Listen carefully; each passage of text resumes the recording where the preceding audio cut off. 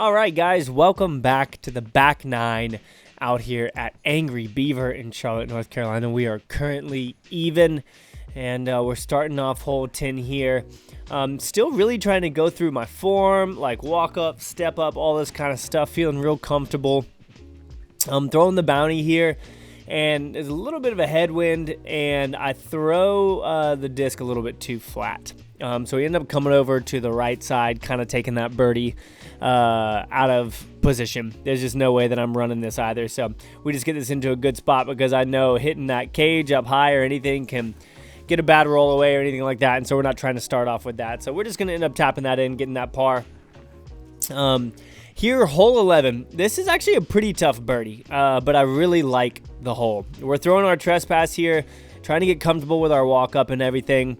Got the Lucid Air trespass going down this left gap, and you can see I just pump it, and it turns really, really nice, and at the end of its flight, it ends up fading down for me. So that was a perfect shot. I really can't ask for much more on this hole.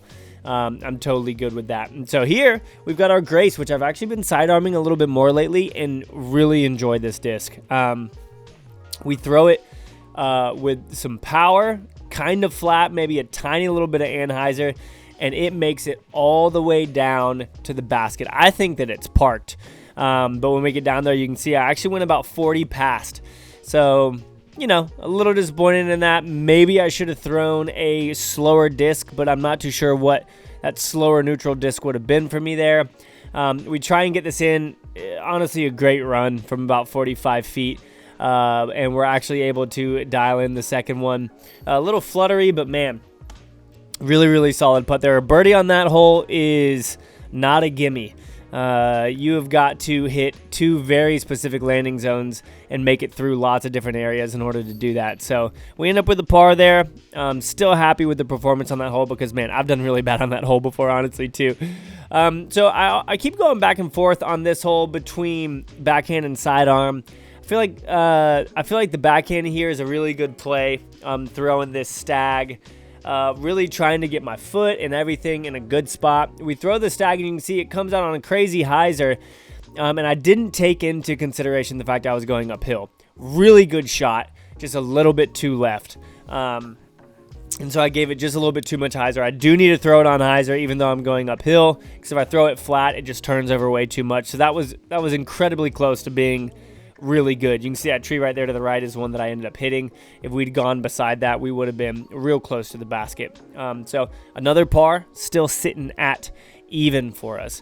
One thing that I have been doing lately that's been kind of frustrating is I feel like I've been missing my lines, and I'm not too sure why. I feel like there's just something that's a little bit off, especially with my bounties. I'm not sure if it's my angle control or what. Right here, I just go so far right. I think that my aim point might have been a little off, and maybe my foot placement, but I obviously was pretty disappointed with that. You can see right there in the bottom right, that's a white one that I threw after where I'd made the adjustment, and that's where I want to be. Like, that's easy. This putt that we're making right here, this 60-footer, this isn't easy. We get pretty close, though, honestly. Like, that was maybe a foot off, and then this one right here, once we made that adjustment, we were kind of able to dial it in. You can see we tagged the chains there. I needed about 3 more inches over, and that would have been dead center for us. So that first putt actually went back to about 15 or so. And I've been really nervy at this distance lately. It's been kind of frustrating lately. Been trying to work on things with my putt. It's been pretty discouraging. So happy we still ended up with a par right there. But that's definitely the biggest thing I need to work on. Y'all watch this shot. Throwing the Sampo, it goes up and literally doesn't hit a single tree. You can see it kind of sneaking way down there in the right, and then watch it come back here to the left. Not a good shot at all. I'm back and forth on this one as well, from throwing my Rive through that gap or throwing the Sampo. Here we're throwing the Grace again, and I block my shot, but it's a good shot. Like, I just recently started throwing that Grace on sidearms, and it's smooth, man. Like, it feels really, really good. We're here for this putt, and y'all, this is probably one of the most frustrating putts I've had in a long time. Just watch this, okay? So I feel like this is maybe an inch off of center.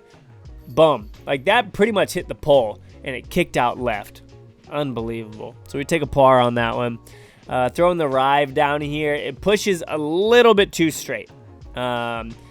there was a lot of wind. You can see the leaves moving around in the woods. That headwind stood it up. I'm throwing the same disc here, and this was supposed to be a layup, y'all, but I should have just gone for it, because as you can see right here, I'm in the creek.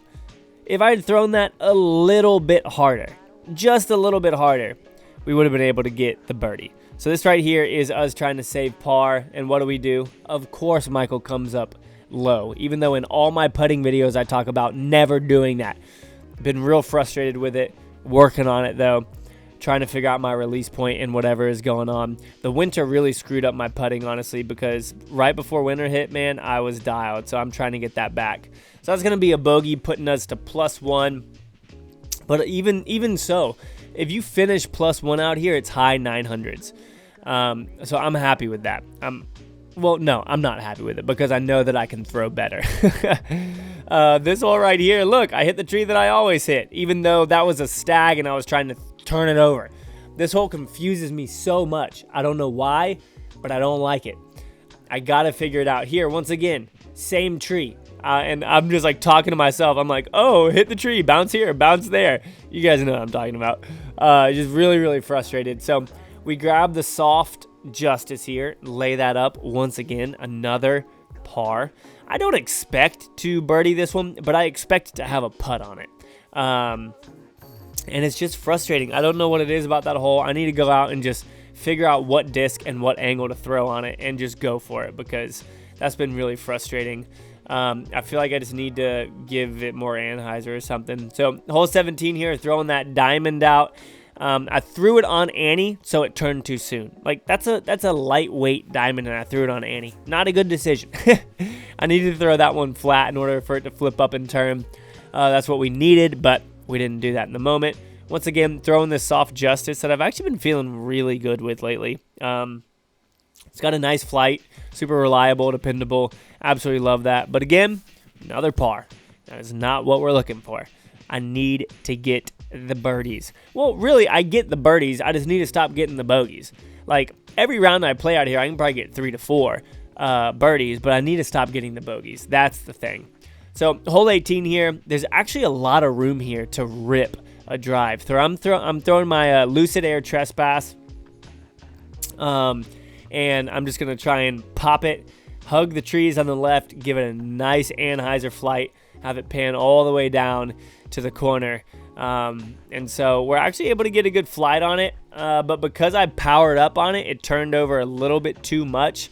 Really good shape, but my release angle was just a little bit off, because as you can see, we end up about 10 feet into the woods here. We're at the other tee pad, and so if my release angle had been a little bit better and it had panned out, we would have been right around the corner with an easy, probably 250-foot sidearm.